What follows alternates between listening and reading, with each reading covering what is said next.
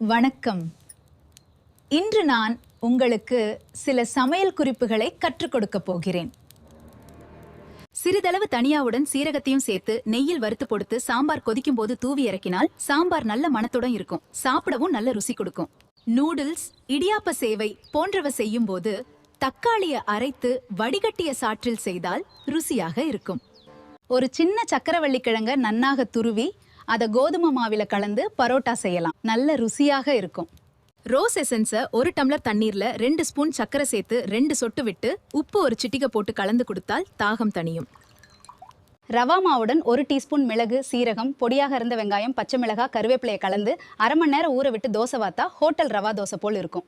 சக்கரை பொங்கல் செய்து இறக்கியதும் அதுல கெட்டியான தேங்காய் பால் 1 கப் ஊற்றி கலந்து விட்டால் சுவை கூடுவதுடன் ஆறிய பிறகும் பொங்கல் தளர்ச்சியாகவும் இருக்கும். இந்த சேனலை மறக்காம சப்ஸ்கிரைப் பண்ணுங்க, கமெண்ட் பண்ணுங்க, ஷேர் பண்ணுங்க, லைக் பண்ணுங்க. நன்றி, வணக்கம்.